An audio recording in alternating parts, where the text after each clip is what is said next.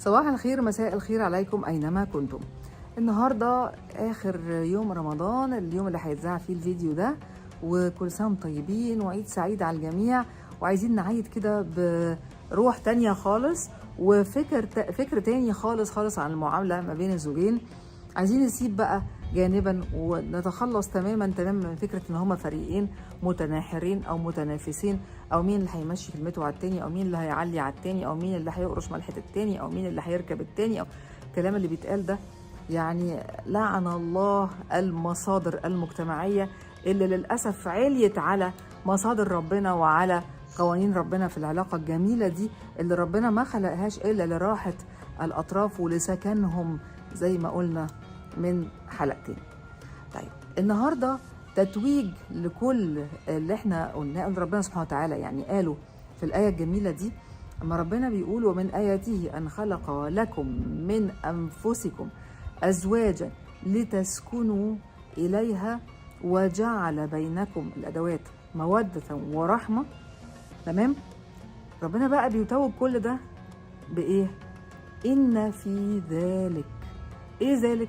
كل كلام إن هو خلق لكم من أنفسكم أزواجا لتسكنوا إليها وجعل بينكم مودة ورحمة. إن بقى في ذلك، كل 7 حاجات دول، إن في ذلك لآيات. شوفوا ربنا سبحانه وتعالى بدأ الآية بإيه؟ من آياته. تمام؟ بعد كل هذا العرض، لا ده الموضوع مش بسيط، الموضوع مش من آياته كده على الماشي، ده الموضوع لوحده كل الحاجات دي معجزات.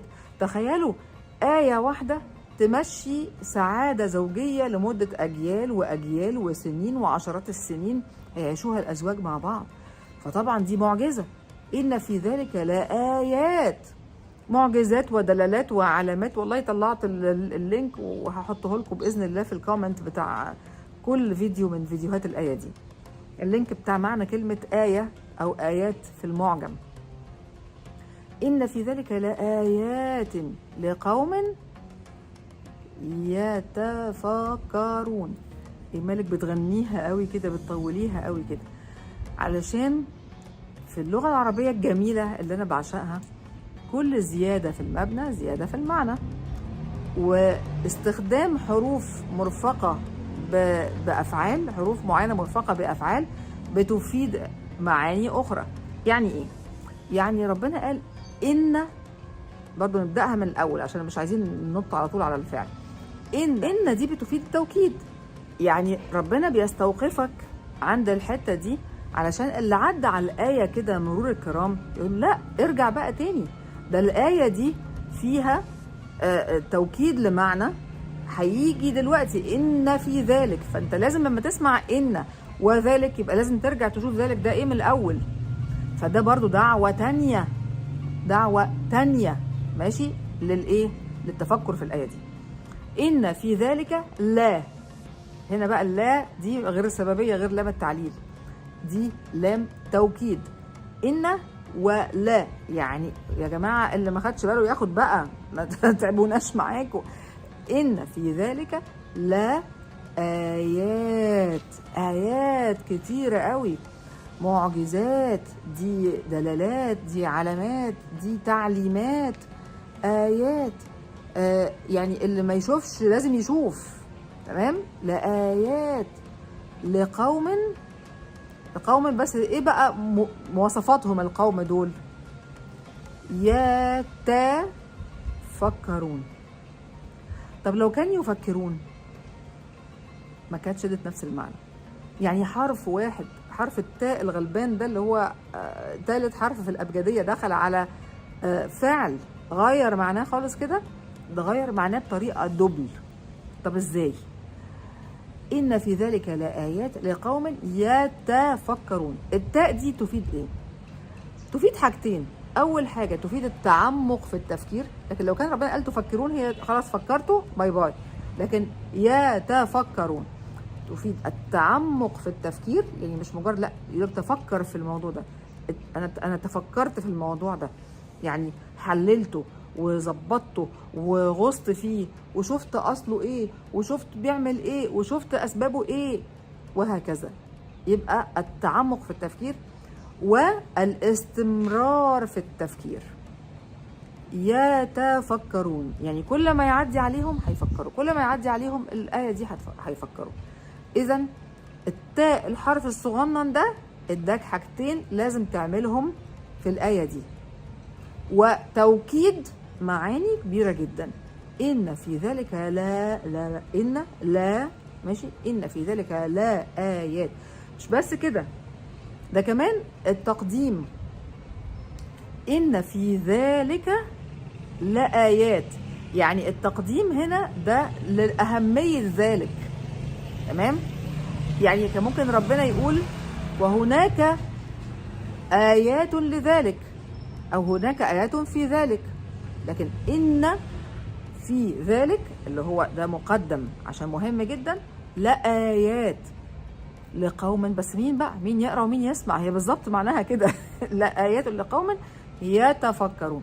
يعني اللي مش هيتفكر مش هيفهم ولا حاجه من اللي احنا قلناه، وهيفضل يغلط في مراته، وهيفضل ان هو يهينها، وهيفضل ان هو يعايرها بحاجه جابها لها او عملها لها، وهي هتفضل ان هي تغلط فيه، وان هي تضايقه قدام الناس، وان هي تقلل منه، وان هي تضايقه، وان هي تاثر في حقه. يا جماعه مش كده. ادينا شفنا ده بروتوكول علاقه هي ارقى العلاقات الانسانيه على الاطلاق، اللي ربنا حلل فيها الفروج اللي هي العورات العظمى او المغلظه.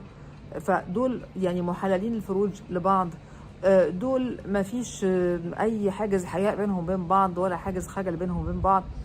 دول يعني بيفضوا الى بعض، لقد افضى اليه افضت اليه وافضى اليها، بيفضوا الى بعض. دول الميثاق المطلق اللي ربنا اطلق عليه ميثاقا غليظا.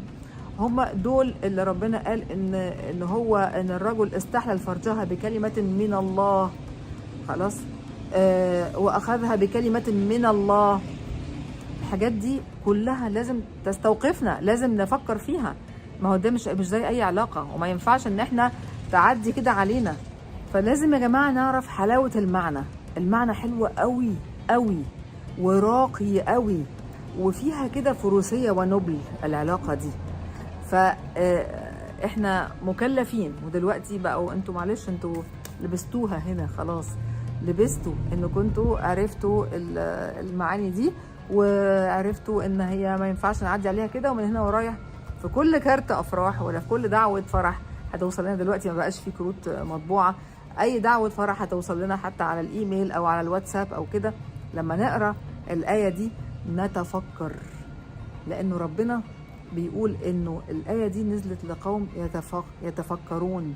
وربنا قال في ايه في موضع اخر ولقد يسرنا القران للذكر فهل من مدكر. المساله مش قرايه، دي اسهل حاجه القرايه، كل الناس بتفك الخط، ولكن التفكر والمدكر والتفحص والتمحص والتفقه ومعرفه المعنى وتنفيذه، هو ده بقى اللي بيفرق الناس عن بعض في مكانتهم عند ربنا سبحانه وتعالى. انتهت حلقتنا، واحنا مش عايزين ناس خالص اللي محبكينها شويتين خالص ان هم يعملوا كده، على الاقل في المواضع اللي هي ما ينفعش يعملوا فيها كده. الزوج والزوجه دول يا جماعه واحده واحده من هنا ورايح، لازم تعرفوا ده انتوا الاثنين واحده واحده، وده هيساعدكم مع بعض في انكم انتوا يزيد حبكم، وعلى فكره هيقيكم انتوا الاثنين شر الفتن من الاخرين، وهيخلي العلاقه ليها طعم مختلف خالص خالص. زي كده ما تطبخ من غير ملح وتطبخ كده ملح مظبوط وشويه بهارات وشويه فلفل والحاجات دي. وربنا سبحانه وتعالى ما سابش حاجه غير ما قالها لنا، والحمد لله ان ربنا ما خلقناش وسابنا كده نتصرف على مزاجنا، كان كل حاجه باظت. لكن ربنا سبحانه وتعالى في موضع برضه في القرآن قال فإن تنازعتم في شيء فردوه إلى الله ورسوله. لأن احنا اللي عملناه على قدنا كده، أنا لا داعية ولا متفقهة ولا متخصصة، ولكن اللي عملناه في ال10 حلقات اللي احنا قلناهم دول إن احنا حاولنا نفهمكم أو نوصل لكم إنه القانون اللي ربنا أنزله فيه رحمة وفيه جمال وفيه حلاوة في الأداء. للزوج والزوجه، لان هما الاثنين في الاخر واحده واحده، مش خالص هما مش متفرقين، هما مش طرفين، هما في الاخر هما حاجه واحده، طرف واحد. السعاده هتعم على الجميع، وكمان اللي مش سعاده، مش عايزين نقول لحاجات وحشه، برضو هتعم على الجميع. ربنا يسعدكم ويهدي سركم ويبارك فيكم وفي بيوتكم وفي اولادكم، وكل سنه وانتم طيبين وعيد سعيد. وانا بقى عجبني الموضوع، وهبدا بقى ان شاء الله، مش هغيب عليكم كتير لو انتوا طبعا عايزيني، ونطلع بقى مواضيع حلوه كده نناقشها سوا بعد كده. كل سنه وانتم طيبين.